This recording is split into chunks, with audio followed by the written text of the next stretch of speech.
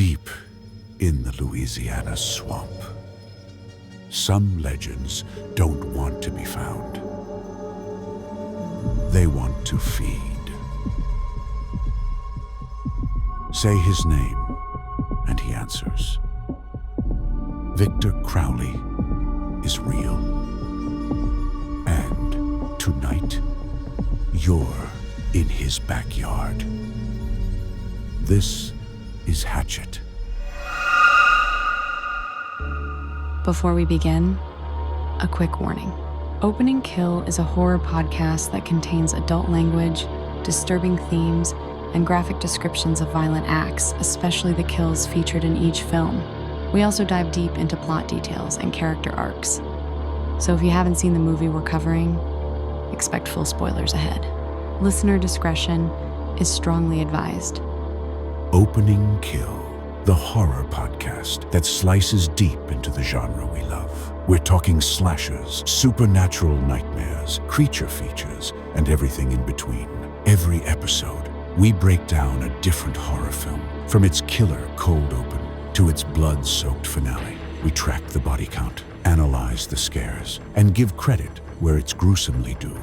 From iconic franchises to hidden gems, you'll find them all here. Hosted by filmmaker and horror scholar Brian O'Connor and Michael Duran, lifelong genre fan and scream scene specialist. So sharpen your knives, turn off the lights, and let's get into it. This is Opening Kill. And welcome to Opening Kill, episode 41. My name is Michael Duran, and my co-host, Brian O'Connor. Good to see there you, buddy. are. Yeah, how you been? You know, good. Just kind of been, working on the podcast, watching scary movies, all that good stuff, and excited for episode 41. I know, this one's a doozy, especially when it comes to the kills. A lot of fun. Oh, man, a lot of really cool things here. Plus, I'm really excited, too, because we have Brian from the Killer Point of View podcast who's going to be joining us here in just a little bit to share his thoughts on this movie, too. So super excited about that. I know, we got two Brians in the house. Which won't be Michael. Confusing at all. No, So, it's going to be super easy, super convenient. It's going to be great. But you watch anything good this last week? I watched something mediocre. Beautiful. It was a 2016 Irish horror film called Without Name. It's about a land surveyor who is sent out to an isolated forest in Ireland to survey some land. His company doesn't give him specifics on why he's going out there, but he's glad to do it to get away from his family because things ain't so great at home with the wife and the kids. So plus, it gives him more time to spend with his student assistant, who he's also conveniently having an affair with, and who will be joining him on this trip. Good family values. So, that's beautiful. Great family values. So he ends up renting this very creepy cottage in the middle of the woods, the same woods, and all this strange shit starts happening, and he ends up losing his mind, and it gets a little crazy and a little weird to follow at the end, but very cool atmosphere. I love anything that's, you know me in the cabin in the wood type of movie. Right. And that kind of falls into this. Solid performances, but it was a 3-star movie for me. It wasn't anything to write home about, but got me through an afternoon. So yeah. What about is you? Is it one of those where it's like at the end you're like, what just happened? Are you left a little bit confused? Oh, I fucking hate those. I'm not not just watch a this little. one, then. Yeah, not just a little confused, but it was like, whoa, that's really bizarre. Okay. I didn't dislike it, but I hate when movies like confuse me and then make me do more work to figure out what the fuck it's trying to say. I'm like, no, you just need to tell me. Like, I'm here for your story. Don't make me do more work. So I'm going to go ahead and skip this one. Okay, please. I think you might want to. Okay. I mean, and that's kind of how I felt about Shelby Oaks last week.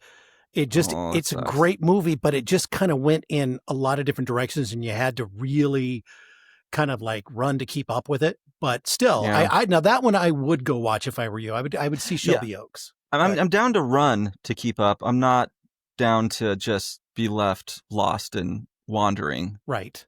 Right. But yeah, I didn't like officially watch anything. I started the new Frankenstein this morning. I got a couple minutes in. The first couple minutes seemed really good. So I'm excited to see where it goes. I'm a big fan of the book, and I've heard this is really a close adaptation of the source material. So I'm excited to actually be able to finish that at some point. But the dad duties took over. I just got like the youngest down for like a nap, so I was like, great. I bought myself maybe an hour. I bought myself like 2 minutes, so yeah, we'll get to it eventually. I was going to say that's how it usually happens. Yeah, if I want to watch anything, I'm up till fucking 3 a.m. to get anything consumed. Which is why you don't sleep either. I don't sleep. I'm just a zombie. Yep, totally. All right, so as we mentioned, this week's episode is the great movie Hatchet from 2006. Joining us from the Killer Point of View podcast, our new best friend, it's Brian. Brian, welcome to the podcast. Thank you for having me, guys. It's an honor to be here. Oh, well, we've been trying to get you for a while, and we are both, I can't speak for Michael, but I will anyway. We're both fans of your podcast. It's just so much fun to listen to. Sorry, Michael, you can voice your own opinion.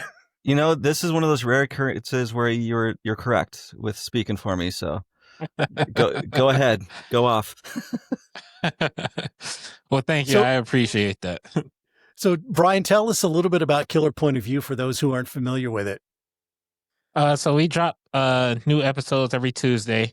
It's a podcast. We review movies, but we try to find like some deeper meanings and themes, and try to throw in some comedy in there also. And there's 5 of us on the podcast now, so you get a lot of different perspectives and personalities and a lot of different opinions. So it get hectic sometimes. Michael and I can barely stand each other, so I can't imagine having 3 other people in this podcast. It's a lot of work. It's a lot of work. That's one of my favorite things, though, about your podcast is like all the different opinions. Like you have the one that's never seems to like any of the movies, and that's my wife. She always cracks me up because she's like, that's my wife. Well, that's amazing. Cause what'd you think of the movie? It fucking sucked, dude. Like. Yeah, that's how she feel about any 80s movie. Yes, the 80s. Oh my God. The 90s. Yeah, she has very strong opinions about the 80s. Yes. God, as a child of the 80s, I just don't even know what to say about that. It just breaks my heart, but I get it. Trust me, I get it also because I love the 80s. So she be saying stuff sometimes. It's like, oh my God, like how did I get here? You're making me rethink choices right now. God. Yeah, but I love her anyway. Of course, yeah. It's a great one, and I love all the. Yeah, you do have like a lot of like cool like deep cut movies that you've done too that I appreciate. Like, thank you. I try to mix it up. Sometimes I get in this kind of mindset to do like just like slashers, or sometimes I'll get stuck in the 90s, and I'm currently just doing like kind of newer movies, so we can kind of stay up to date with some things. So right. Yeah. And especially how after Ashley trashed the 80s for like 2 months, I was like, okay, let's do some new stuff. Let's give her a break from the 80s trash. Yeah. Well, let's jump into the 2000s then with Hatchet. Just the Facts, written and directed by Adam Green. Went into the film festival circuit in 2006, got a wide theatrical release on April 27th, 2007.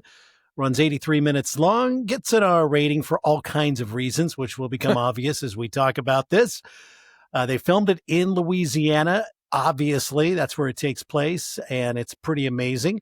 Stars Joel David Moore, who has been in a lot of different things, and a Portland, Oregon native. Tammy Blanchard's in this. Kane Hodder, best known as his portrayal of Jason in several of the Friday the 13th movies. Robert Englund, of course, Freddy Krueger, and Tony Todd, another great actor who passed away too soon last year. We have Candyman, Jason, and Freddy. Yeah. Just crazy. Pretty crazy. And if you have not seen Hatchet, just in a nutshell, it's about a swamp tour that goes completely off the rails when a backwoods murder legend turns out to be brutally real. Tourists become targets and the bayou becomes a buffet. Victor Crowley becomes a franchise, and it did. It spawned a few more movies in this. So, let's get into Hatchet. Yeah, this one, so little fun fact before we start. This was the last movie to wrap production before Hurricane Katrina hit.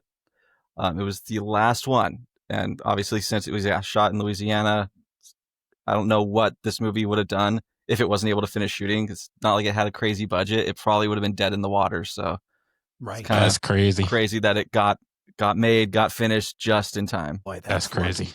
Yeah, and had they not finished that, we wouldn't have been blessed with the next couple of movies in the series. So, yeah. Yeah, this is a series that I was late to. I know we both were late to the party with this one, Brian. I'm I watched embarrassed it for the about first that time. fact. I am too. As soon as I watched it, I'm like, well, take away my horror fan card because I don't deserve it. Yeah, same. But I binged all of them that week. I was just like, I could not get enough. So Victor Crowley is definitely, in my opinion, a new horror just like icon in the slasher genre. Oh, yeah. Yeah, totally agree. So the film opens in the swamp. We have a father and son. Father is Robert Englund, and his son, Ainsley, is played by Josh Leonard, who, of course, played himself in the Blair Witch Project. And they're out there hunting alligators. That's him? That's him. Yep. Fuck. That's Josh from the Blair Witch Project. I knew he looked familiar. Yep. Crazy. Okay. Yeah. So father and son are out there hunting alligators in the Louisiana swamp. And the relationship between these two is pretty funny. It's just bad. I mean, they just, you can tell like the dad is just like embarrassed by this son. He's just like, ugh. Yep. He drops all sorts of, let's just say he's not an ally. Not at all. Not at all. And Ainsley's just like needs to use the bathroom. So he starts like peeing off the boat. First, he can't go. Because he's like, I can't pay with you sitting right there, Pa. And eventually he's able to let it go. And then a giant ass alligator just jumps out, doesn't get anyone, but doesn't quite scare the piss out of Ainsley. Because he then still has to go pee, but they pull off and he jumps out of the boat. And his dad is pissed because he didn't get the alligator when it was coming up. You let him get away. Right. Yeah, should have grabbed that sucker with your bare hands. Just grip it and rip it. And then like he does have this comment where, so you learn he has a sister because the dad is much more proud of the sister. So you know that sister would have just grabbed that bad boy. Oh, sure. Yeah, so he's not done relieving himself. So he gets onto shore and he hears things moving around and he's freaking out. He goes back to the boat. And he finds what's left of his father. Yeah. Which isn't much. The opening kill. It's in a lot of pieces. Multiple pieces and just not looking great. Just laying there in a heap in the boat. That's it. And so we don't actually see this kill. Right. So it's kind of a bummer because it is a bummer.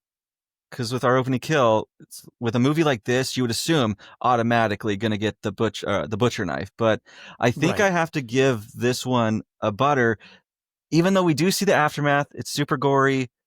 Mm-hmm. With this movie, you need to show every kill, I think personally. Yeah. So the fact that it was off screen is a bummer, and therefore it pains me to say, but I'm gonna give the Robert Englund death a butter knife. What say you, Brian? I would say butter knife also, just because you should show Robert Englund getting killed in a horror film if you're going to kill him. So, missed opportunity there. I think they should have showed it for sure. I completely agree. It's a butter knife for me too. And it should have been like a Freddy callback, like somehow where it's a very similar death to how Freddy Krueger would have killed you. They should have done it. Maybe it was a budget thing, but yeah. Mm-hmm. I mean, it honestly I probably agree. was because they maybe didn't have the shooting time with him. So they had to just do it on Maybe. screen. That would be my Maybe. assumption as to why they didn't. But, Sure. Well, it's not long before the son gets his, too. And we see this one. We do see this one. I wish this had been the opening kill, but this one was pretty good. Oh, poor Ainsley. He gets fucked. Yes. He does indeed. Yeah. It's a while. This one, multiple things happen to this poor gentleman. He gets ripped in half with his...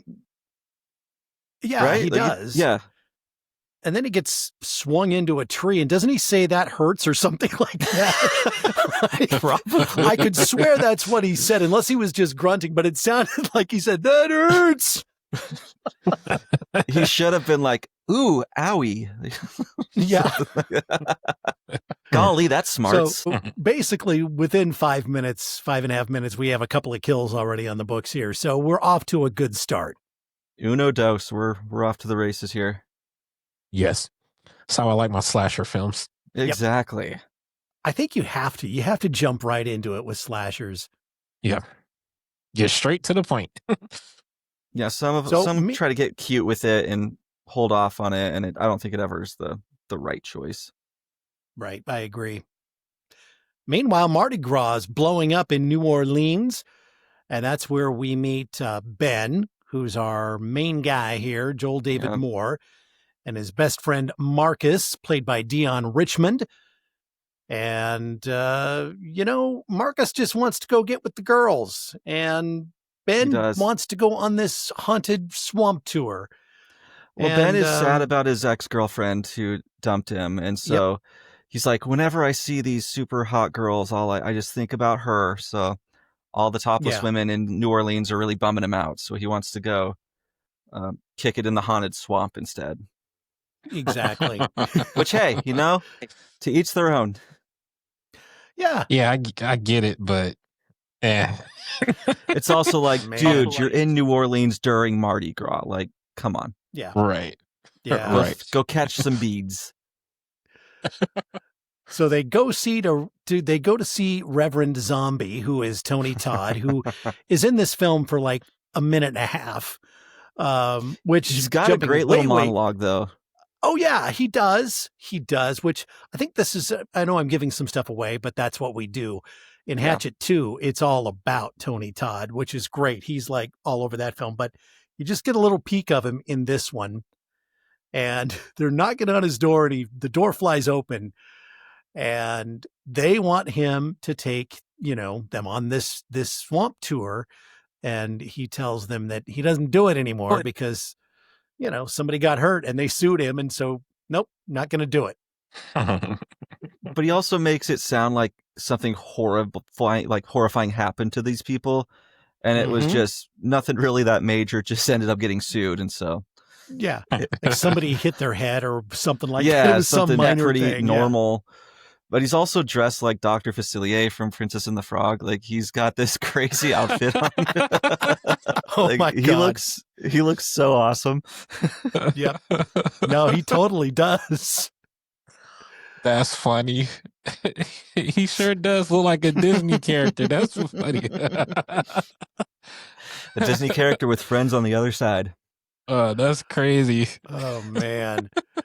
So he finally gets them to go away, and he tells them where they can go. And so they're walking down the sidewalk, and they arrive at Marie Laveau's House of Voodoo. And right before they go in, there's a scene where a girl's just like throwing up on the sidewalk, and her best friend is, comforting her. And Marcus is just Marcus is just like, you don't want to hang out with this? Like, this is way more fun. Dude, chicks puking on the sidewalk. So they go into the House of Voodoo, and this is where we meet a couple of models, and that's putting it. Jenna and Misty, and their freaking sleazy manager Doug Shapiro, which is just like. And he's there, kind of. They're in the back, and he's filming what is just going to be this cheap ass porno pretty much, because they're taking their shirts off and they're kissing, and he's giving him directions. The dude is just creepy as hell. No, they really low budget cast Girls this one. Gone Wild is what that was. Yes, it's exactly what it. it is. It's like the Kmart version of Girls Gone Wild. Yeah. And this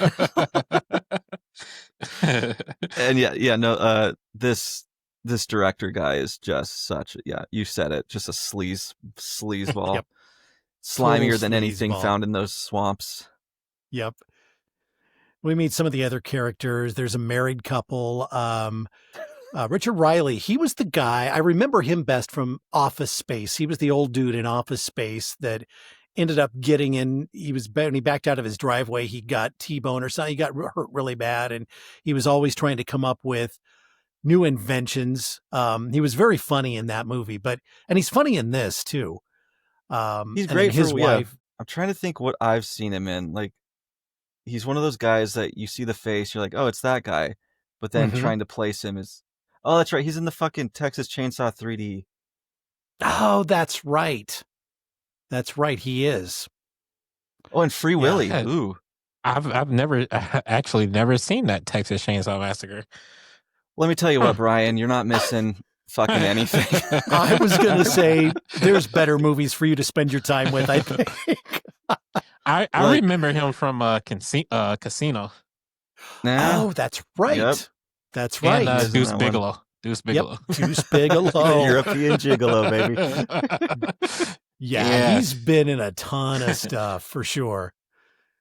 We also meet him and his Mary wife Beth. are just like this, like uber, like Christian, like goody church going couple, and I love the scene where they meet the porn director, and they're just like horrified. They're like, oh, they're clutching their pearls. Mary Beth is the other one we meet. She's there by herself, and we'll find out more about her in a minute. And their tour guide, Sean, played by Perry Shen, who is a sham. He is a painfully inexperienced and just stupid swamp captain with no experience at this, even though he tries to speak with a Louisiana accent. So it's fun because he tries. So they all load up on this little bus to go down to the dock where they get on the boat that he can't even get started for a while. No. I mean, he's just, and there's that right at Disneyland. What is it? Which one is it? Where you go out on the boat? Yes. And the captains are always doing the really stupid stories that are kind of like, oh, they're like bad dad jokes. Well, that's what he's doing on this boat. And he's trying to point out all of the features of the swamp and all this stuff. No idea what he's talking about. And he loses his temper every time somebody tries to correct him. Then why did you even come on this trip? He's like, that's a maple tree. Actually, it's a sequoia. Go fuck yourself. Yes. And he can't get it started. Like, you did talk about how you couldn't get the boat started. And there's like a weird dude in a boat, maybe like 50 feet away from him. And he's trying to warn him, like, don't go. It's Victor Crowley. And they're just like, it's just whatever. Yeah. Don't listen to that guy. Local hermit by the name of Jack Cracker. That's his name. What a name. Interesting name. What? I honestly assume every white guy in the South is named Jack Cracker. Yeah, so that's a he perfect does. Louisiana name. Tries to warn them off, and they're not listening. And yeah, their tour guide is saying, "Oh no, he's just, he's a crazy guy. Nobody listens to him, and he drinks his own piss or something like that, and just totally ignore him." And we're off now. And he finally gets the boat started, and they push on. And he's pointing out all these things along, the swamp, the edge of the swamp, that just none of the information he's giving is correct, and they know it. Well, they pass this one house, and he says that's the Crowley house, and ends up, like everything else he's saying, to not be true. But he's doing his best. He's trying at least. We've all been in and over our heads at a job, and just gotta fake it till we make it. Yeah. Well, he definitely is, because they ask him, so how many tours have you done? And his response is many, many tours. We find out that it's a total of 2, including this one later on. So, yep. And one other thing, when the 2 models are boarding they do like a little thing before the boat takes off, and we learn that it's a scene for, and I quote, Bayou Beavers. Yes. Hot. Hot. That was the 2000s. That fits the 2000s for sure. Definitely. This movie, did. like, and I mean this in a good way, it reeks of the early 2000s. Like everything about it. Like, yes. Yeah. For sure. The tour guide ends up taking the boat and basically hits a branch, or it's a rock. And now the boat is taking on water. So they're trying to all get off the boat. And Jim, the husband, decides to exit the boat via a tree branch and is mauled by an alligator, which is fantastic. Just jumps up, bites onto this poor fucker's leg, and really and incapacitates him. They all end up escaping the boat by going on this tree branch. And then it's revealed that the water is like maybe up to their waist, if it's even that deep. I mean, they could have just jumped out and ran for it and been okay, but because the couple of them fall in and then they stand up. It's not over their head. I mean, that's like, okay, well, that's great. But so Jim gets his leg all fucked up by this alligator. And so now they've got that problem to deal with after they all get on land. And one of my favorite things too is Ben is like desperately trying to like become friends with Mary Beth, and she is just not having it at all. Like, she just, I think he even asked her like a question, and she's like, I'm just trying to enjoy myself. Can you like not like talk to me, please? And he's just like, oh, fuck you, okay. I remember I think they were on the bus. He was talking to her, and he was like, oh, Mary Beth, that's a cool name. You got 2 first names. And Marcus was just looking at him like, what the fuck is wrong with you? It did make me feel like represented, though, because that was how I used to flirt. It was just painfully just awful and awkward. And so I was just like, oh, okay, representation. My God. Well, and then so on the bus, Marcus was sitting next to Jenna, one of the models. And earlier, before they got on the bus, Ben and Marcus were talking about, I think Marcus had gotten with a girl who had crabs or whatever. Yep. And, and so there's a shot of Jenna like scratching her crotch on the bus. And that's when he like, his arm all of a sudden goes from being around her to like, get the fuck away from He's like, damn. Let's bring back memories. Yeah. Like, oh, I just got a crawling sensation in my crotch.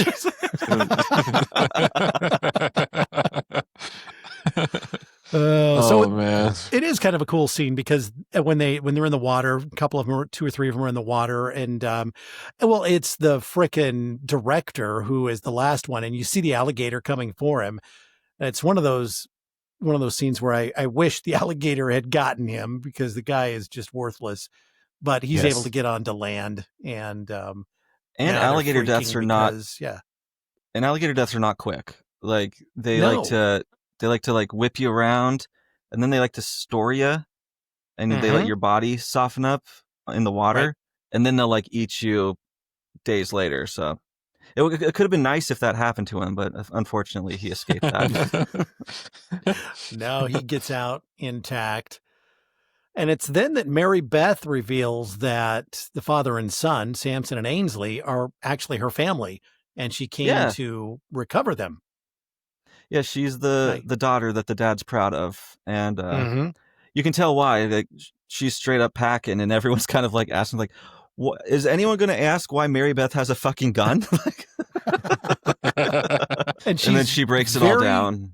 Yeah, she's very well versed in the legend of Victor Crowley. She's the only one in the group that actually has a clue of what's going on here. So, and this is another great comedic scene, because she gives them the whole spiel, like all of it. And she's like, so, if you're near the house in the middle of the night, that's a problem. You're going to go missing.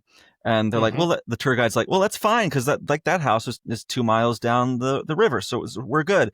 And then she's like, no, that's not it. That's it. And the fucking house is right there behind the entire time. Yeah. No one's noticed. Yeah, I knew like earlier in the film that this is really like a horror comedy because there's just so many comedic elements in this film. So yeah, definitely. But that's one of my favorites. Just how she fucking delivers that line. That is, and it's just the chef's kiss for me.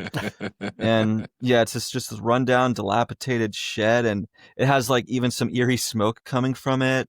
Some lighting. There's a red glow around. So yeah, no, it's great. So the legend is that Victor Crowley was born deformed, and his father, who was played by Kane Hodder, and Victor Crowley, the adult version of Victor Crowley, is played by Kane Hodder as well. The young version of Victor is not, but no, it's actually played by a super hot model. Yeah, right. That's her name is Relia Vanderbilt. Mm-hmm. Mm-hmm. Yeah. So the story is one Halloween, teens torched the house that they lived in with fireworks.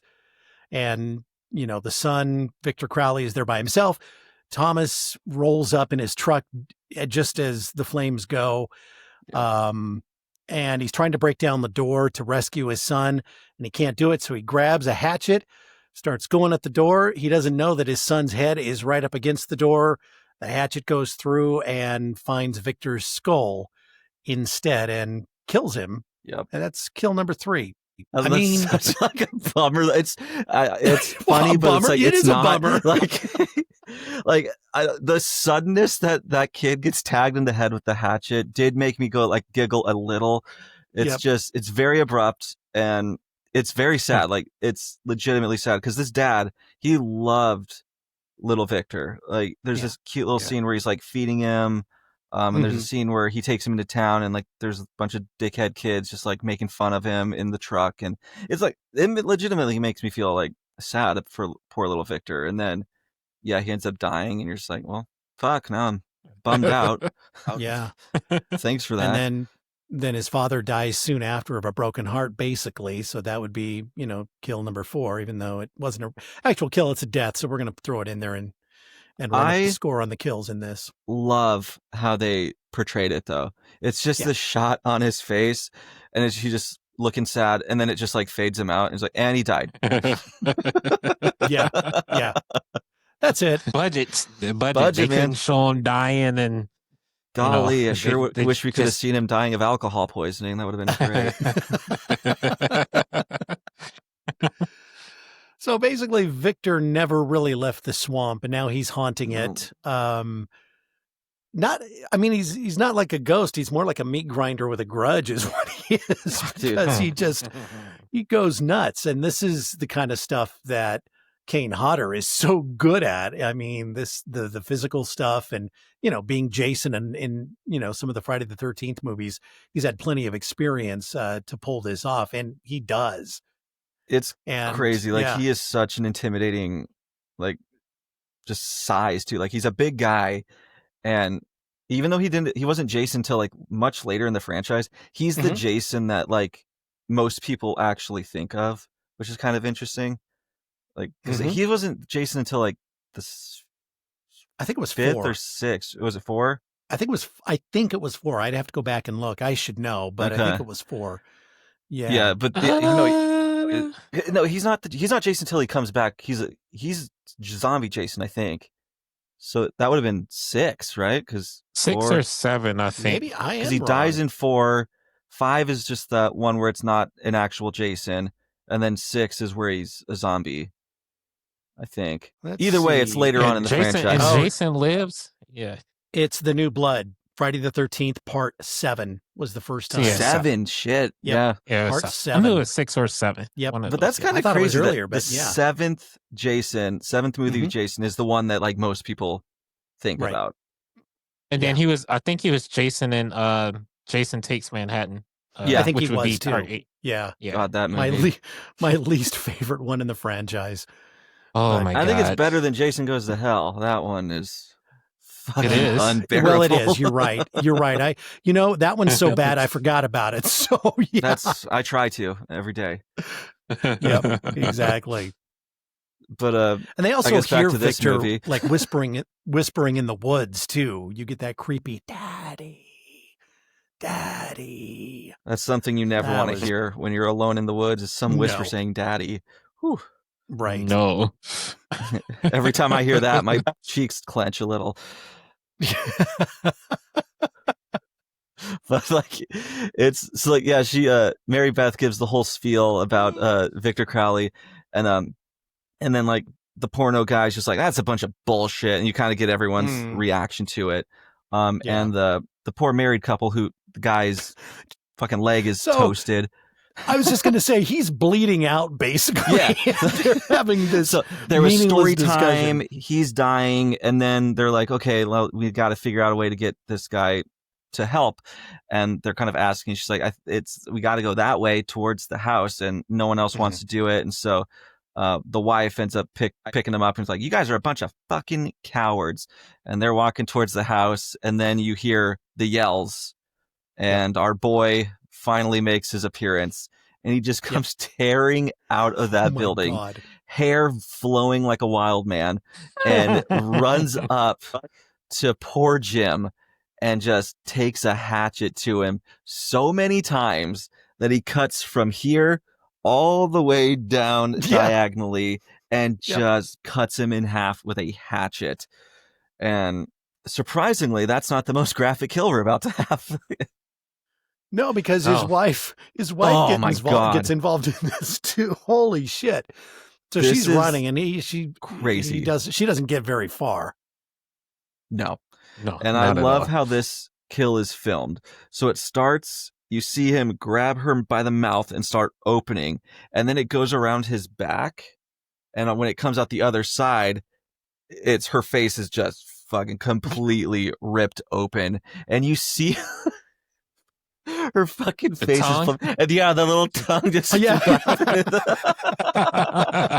it's Jabba the Hutt when he gets fucking choked out by Prince of Leia. Just that fucking that is such a doozy. God, that is kill number. It was a great kill scene. Number 6. We just keep them coming here.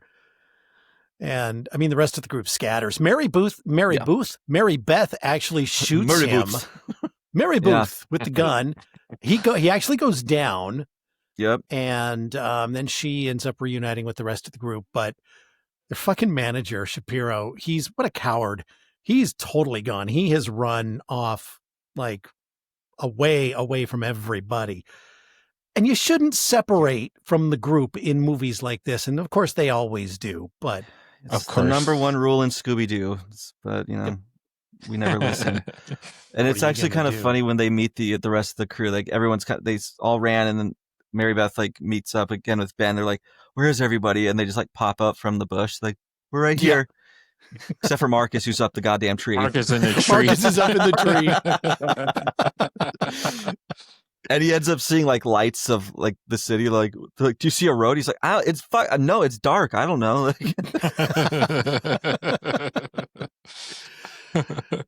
So it cuts back to Shapiro now, and Victor is caught up to him. And this is a pretty cool kill, and this was very fun to watch. Basically, his head is twisted a full 360, and he's decapitated. And that's the end of our director of our porno. So, yeah. Rest in peace, brother. So they end up stumbling on his body, the rest of the group eventually here, and they go through his wallet, and they find out that Doug Shapiro isn't even his real name, and that he's this marketing manager for some tech company, but he's got 2 different business cards, one with his real name, and then one with this, fake production company, thing on it. And I think it's Jenna that's all pissed off. That motherfucker, I came all the way down here from New York to be in this, and he's not even, it's like, yep. Well, it's like, you got to take the L on that one, because you left New York to go to Louisiana to star in Bayou Beavers. So like, let's look at our own choices here. Yeah. So he was just a creep with a camera. Here, yeah. Total. Oh, God. Total creep with a camera. Yeah. And then So Mary Beth suggests going back to the Crowley house. She's like, let's go back to the Crowley house. We'll get weapons and, we'll go from there. And they're so there. all of They've them actually just made a complete circle and ended up back Yeah. there. And Marcus is like, what the fuck? What? We just went in one big circle. So, yeah. It's almost like the swamp kind of just leads you back to where it wants you. Mm-hmm. Yeah. There's a funny scene coming up here. First of all, Ben and Mary Beth go into the barn. They're looking for weapons or whatever, and they find the remains of Samson and Ainsley there. And there's this very funny scene that's going on between Jenna and Misty. Misty is just totally the dumb blonde, that just the stereotypical dumb blonde and the comic relief. And they're trying to call 911. And because Misty has just found her cell phone, right? And she's getting frustrated. She asks Jenna, "Are you sure the number is 911?" I just about died. It was so fucking funny. She's like, "Yeah, obviously." She's like, "Well, we're in the South. I don't know if it's different here." If there's a different area code. Yeah. And it's kind of funny too, because those two, they actually fucking hate each other. They'll be friendly when the camera's rolling. Then as soon as it's done, they're like, "You dumb bitch." That relationship, I think the relationship between all of these characters is, they were just brilliantly written, but especially between the two models. That back and forth is so funny, and it works so well in this movie. It's ridiculous. Yeah. It's one of those just ensembles that everyone is just so completely different. None of them go together at all. And it's just, it makes it so much more entertaining. Sean and Marcus are also there during the 911 scene, and they hear all these noises coming from the bushes, and they're freaking out. And it turns out it's just a raccoon. And so they build this tension, right? Like you think, ooh, something bad's about to happen. And then they see the raccoon, and then you let your guard down, and then Victor jumps out. So they get you in that way, which I thought was really well done. It's fun because it's that stereotypical animal jump scare. And it's usually you catch your breath. And then in this one, it's you have that. And then instantly into the actual danger. So they're playing with the tropes. They know what they're doing. Oh, yeah. Mm-hmm. Yeah. And so this kill is this one. Last week, we had the kill with the cattle prod, which I thought we'd never had before. And I don't think we have. That was a first. I don't know if we've ever had a kill or at least a maiming with a belt sander yet. I think this is another first for us. And he takes this to Jenna's face, this belt sander. Yeah, which right in oddly the sounds mouth area. Exactly like a chainsaw, not a belt sander. I don't know a lot about power tools, but I know what a chainsaw sounds like. And I think I know what a belt sander sounds like. You're not wrong here, Brian. Am I not wrong? Am I right?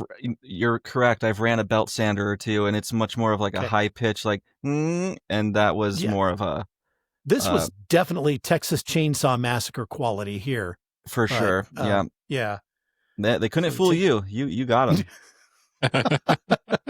Well, I'm easily fooled, so I can't believe I got that one right. Look at you. You know your power tools. You're like Tim the Toolman Taylor.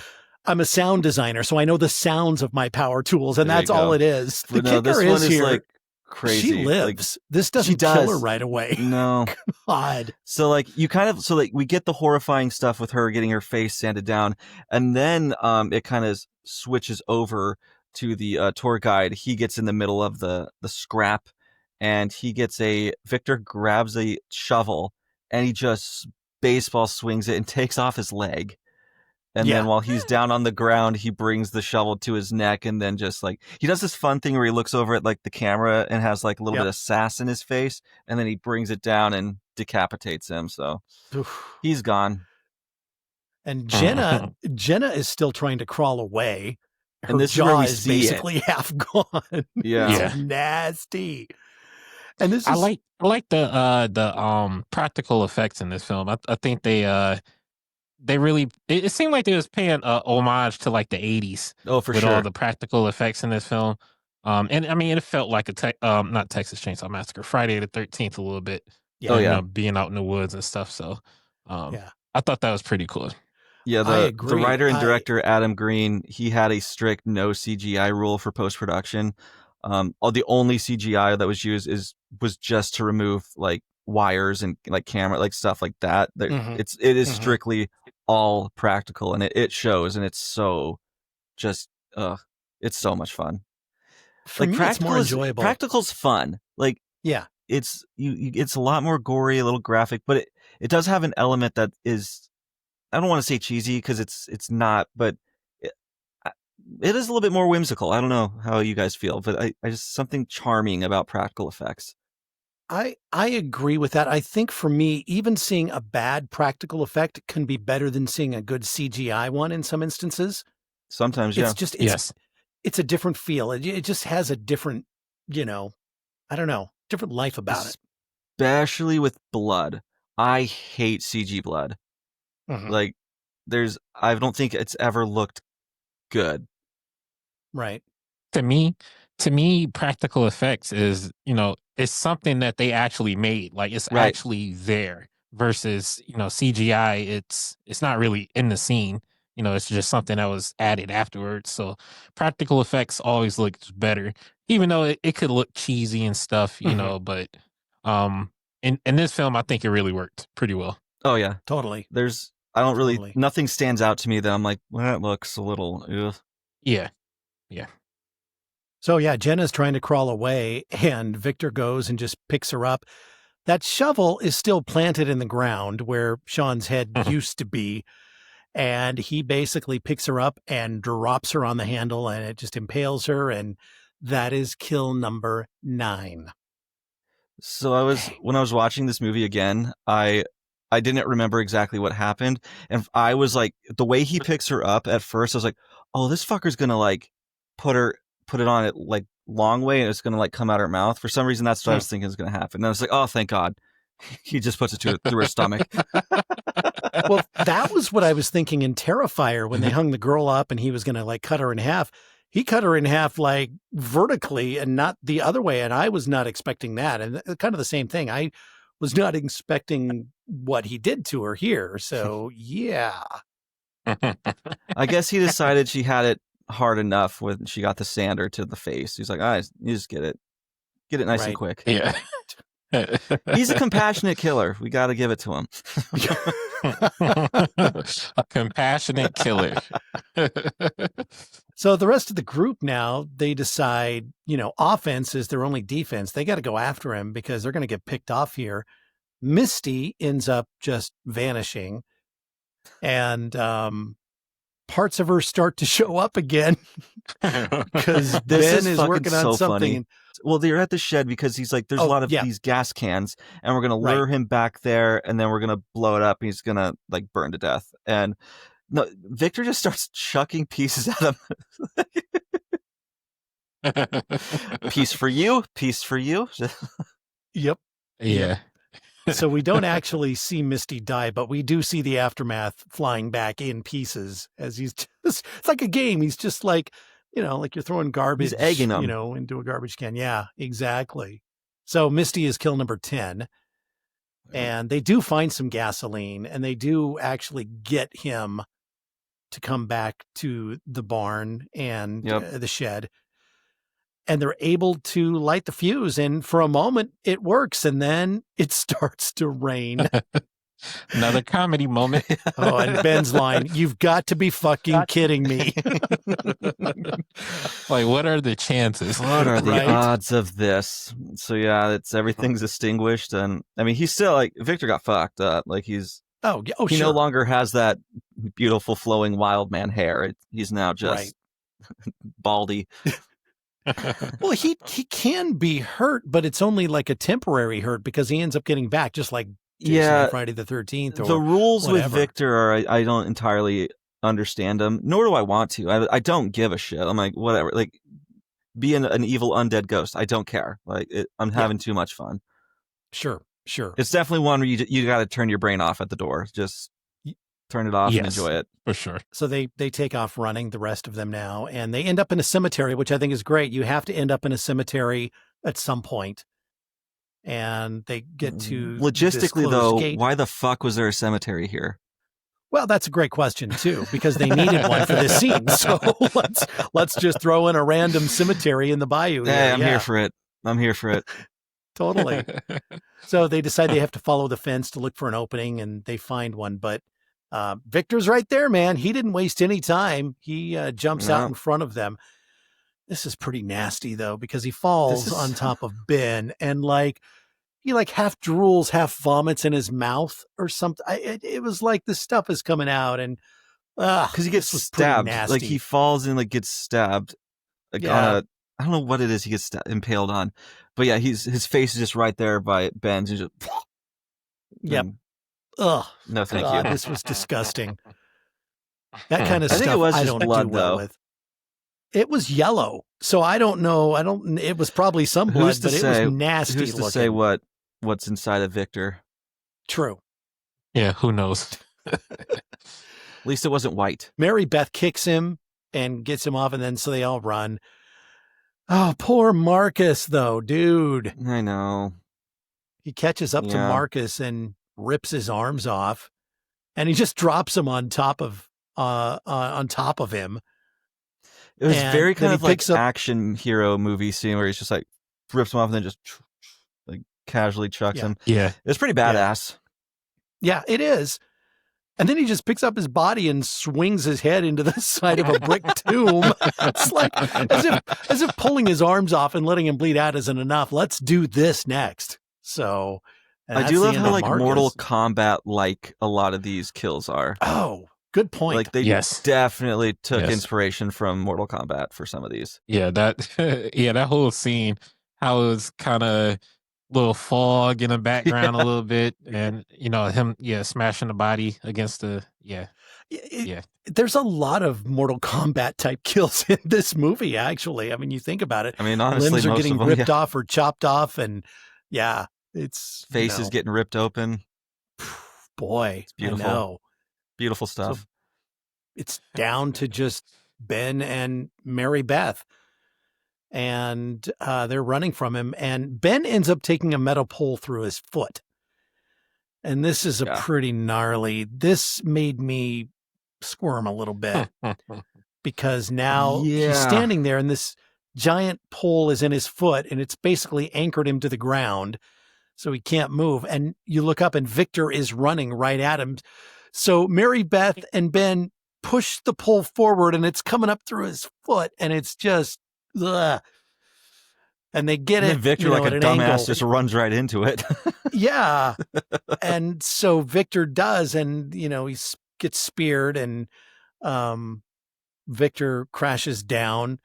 But before he quote unquote dies, he sprays Ben with blood from his mouth. He just spits it out, and it's there you go.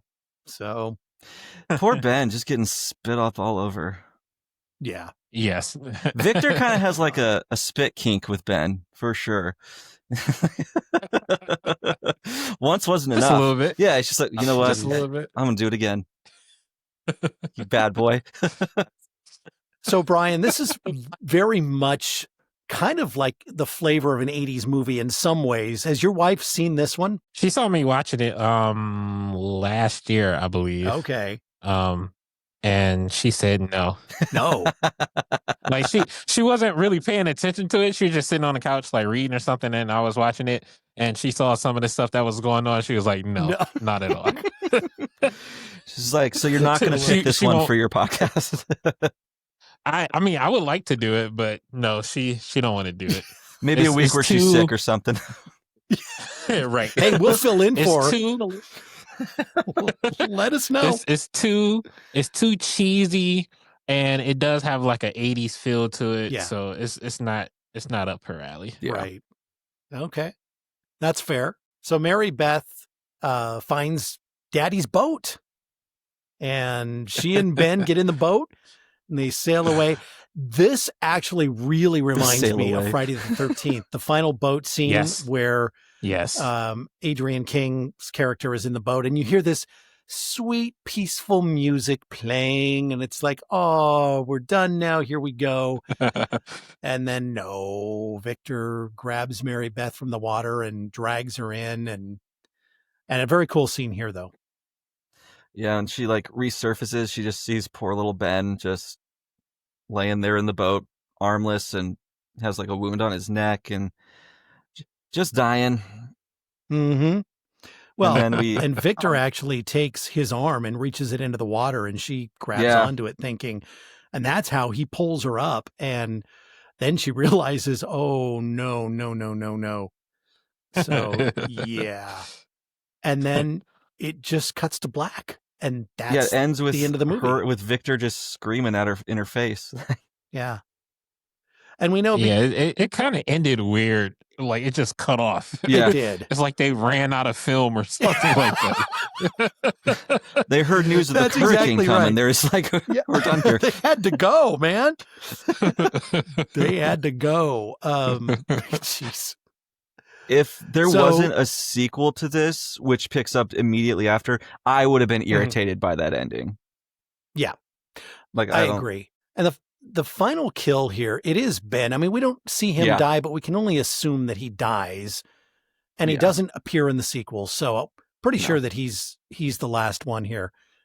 So, but you're right. Yeah, the scene, it just, not even a fade to black or anything else. Just, it cuts off like Brian said, they ran out of film, and that's, well, we got what we had to get. We got what we could get. We're done. Go home, everybody. Like, we were going to film Victor like kissing her, but I guess we just got to roll with that's it. So final kill count was 12. Favorite character for me was Misty. I just love her for the comic relief. Misty? Misty. That's not where I thought you was going. Now, Misty is just because that 911 scene where she's just, it was Misty for me. I mean, don't get me wrong, I love that pick, but I was surprised by that. I think my favorite. She had some funny moments. She did, yeah. No, she's a great little character. I'm gonna go with. I'm always fucking boring with these. Ben's my favorite. He's fun. He's goofy. Mm-hmm. He's serviceable. He works. So yeah, I like Ben. For me, I would probably pick Marcus. I think he was funny. I feel like we would have made a lot of the same choices. I love Marcus, and like he's great. I was first introduced to that actor in like, I know the show is now kind of has a checkered past now, but like I met him on the Cosby Show, and he was always one of my favorite characters in that show. So then see him grown up here, it's like, oh shit, it's that guy. Wasn't he? He was also in Scream 3. Yeah, that's right. He was in Scream 3 too. Yeah. Yes. Yeah. Right. Favorite kill, Michael? I mean, it's got to go to the wife of Jim. Yeah. What's her name? Yeah. Shannon. Yeah, Shannon. I think it's Shannon Permato or Mateo or something. Yeah. I think for me it was just Shapiro because he's just a terrible person, and it was fun to watch that go down. I did love that. Yeah, I'm gonna pick Shannon also because that, especially how they spun the camera around Victor and just seeing her mouth rip open like that was insane. And then she had a 3-foot long tongue coming out her mouth. She's Gene Simmons in another life. It was just crazy. It was just crazy and over the top. Yep. So I loved it. Favorite scene, anyone? I'm gonna just give it to the Tony Todd cameo. Like that's such a fun little scene. I'll go with that one too. Yeah. Again, I think for me it was that 911 scene because it was Jenna, Misty, Marcus, and Sean all just standing around, and that dialogue just keeps going back and forth. And I thought it was just really, really well done, really, really well written. So yeah. Isn't that didn't Misty say in that scene, didn't she say like whoever heard of NYU or something like that? Yeah, something like that. It's like whoever heard of that? It's like I don't know, it's a big ass college. It's made up school. Totally. Slasher survival tip. If your tour guide looks like he found the job on Craigslist at 2 a.m., swim home immediately. Hey, Yeah, beautiful words to live by. I think so. Now what about we our do have a final girl rating here. Yeah, because she doesn't die. We know that because she's in the sequel, although it's a different actress. But they replaced her. So final girl, I give her 10 out of 10, Mary Beth.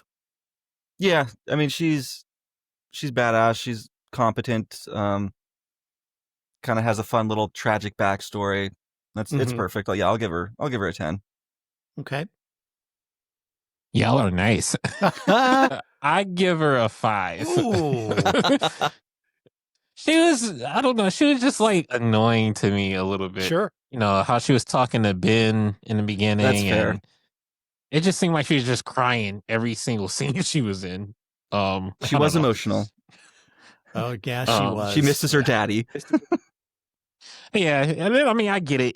She wanted to find her brother and her dad and all that stuff. It just seemed like she was just crying every single scene. It was, I don't know. I like final girls like Aaron from Your Next, or I forgot her name.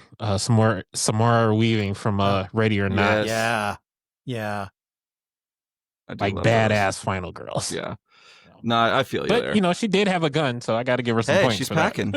You know what? You bring up some good points, Brian. I'm going to revise mine. I'm going to go an 8.5 out of 10. Yeah. You did bring up good points, but I'm going to stick with mine, even though I'm like, I probably should move it. I gotta stick with it. My fucking cat is just ripping my goddamn back to pieces. A horror movie in itself. Yeah, I'm trying to sit here and be calm, but I'm like, God damn it. And there it goes. Get out of here, Toulouse. How screwed are we? Oh, I'm fucked. Totally screwed. Like, I'm dead immediately. Yeah. 1, I'm not good in nature. 2, I don't do well in heat. And then 3, Victor Crowley is not anything to trifle with. Yeah, I'm not going to survive this movie either. I'm done. I'm not even sure I would have made it as far as some of these other folks in this particular case. So that's me. I'm screwed. I would survive. Shit. Only because I would have checked out. Like in the beginning when Marcus was trying to get Ben to go back to the party, I would have went back to the party. Like I've been to like some bonfires before, and like, you can't go everywhere with everybody. You That's know fair. what I mean? So I'm not going to the woods. I'm not going into no. We always die first in these situations. I'm not doing it. So you're not even back to the party. You're not even putting yourself in that situation. So no, like I would have left. Like me and Ben would have parted ways after the Tony Todd scene. I wouldn't even been in the movie much. Oh my God.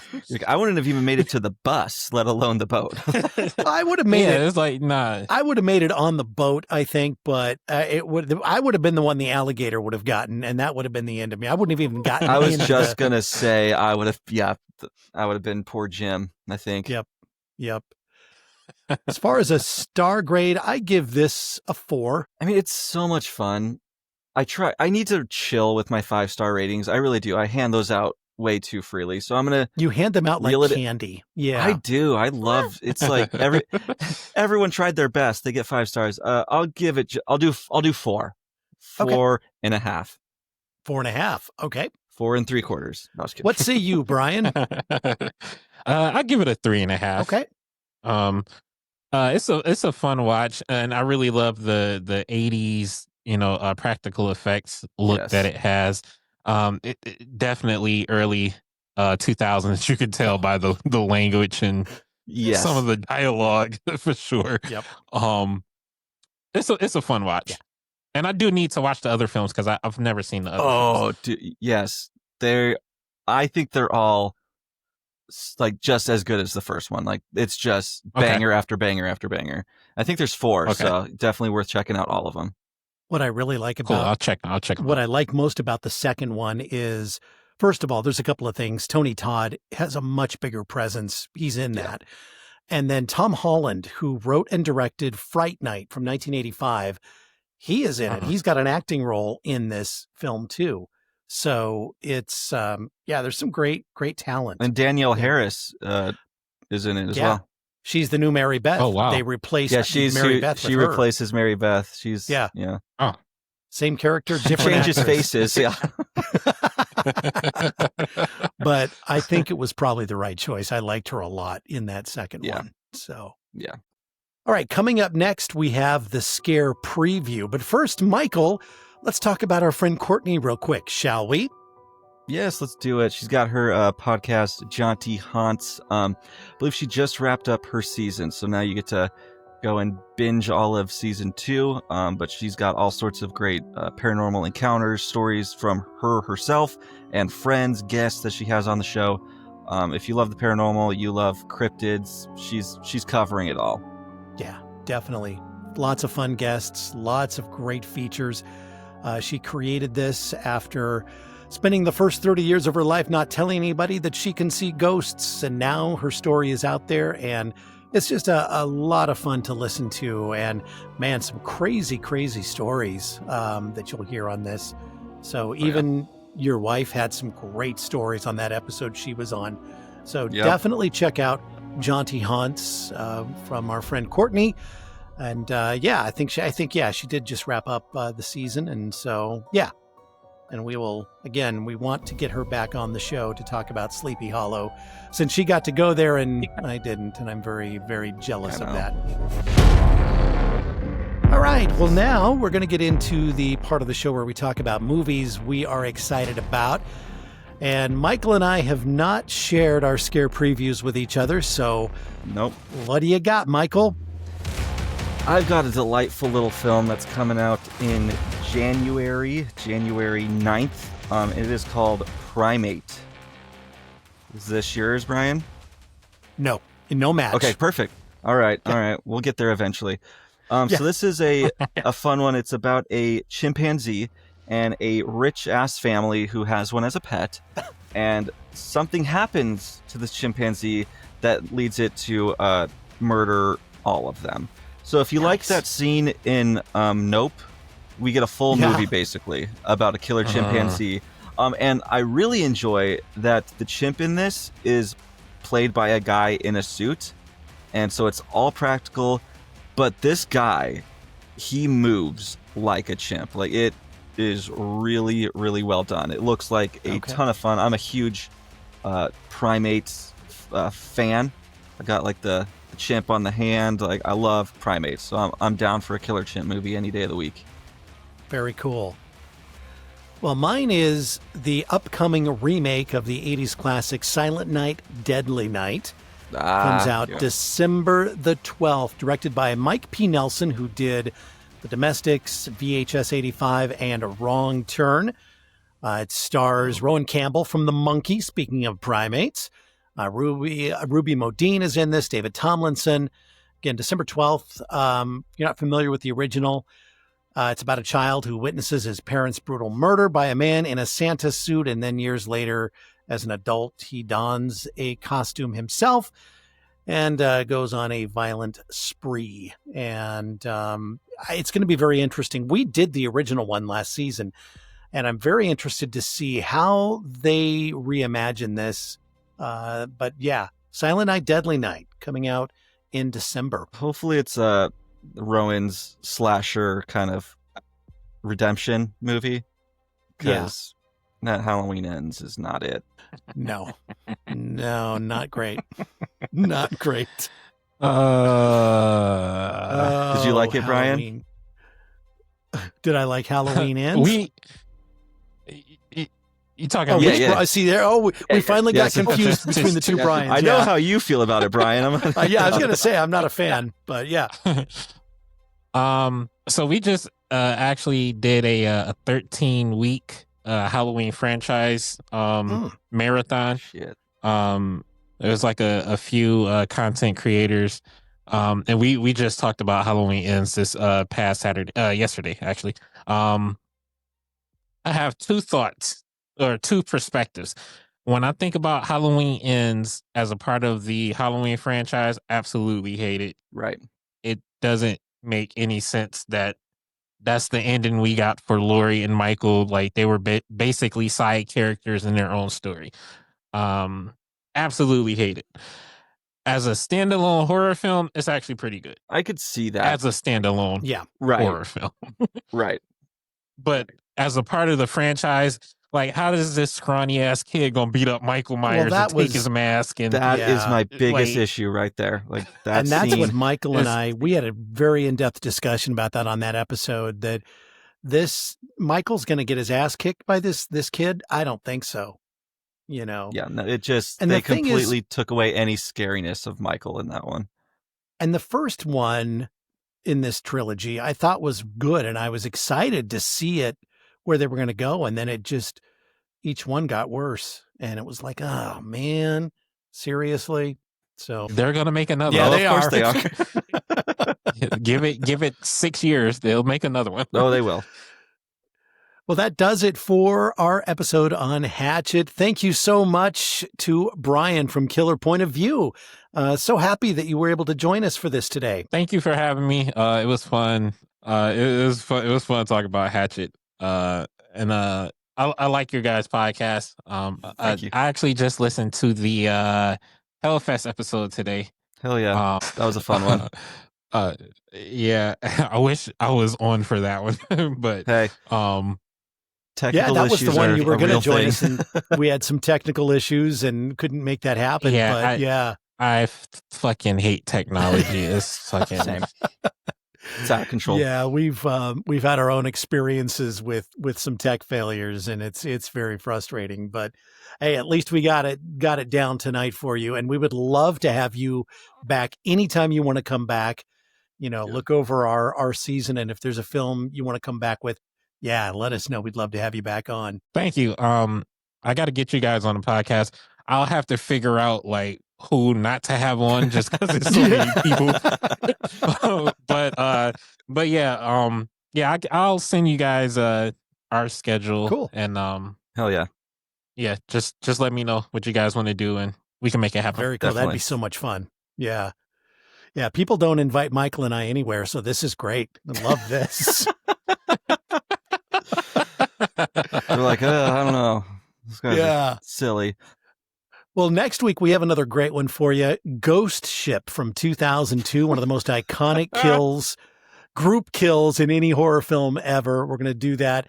Please subscribe to us, follow us on Instagram and Facebook, and tell all your friends about us. And we are video now, too. You can actually get the video version of this, Michael. Holy crap. Sure can. Check it out on the old YouTube.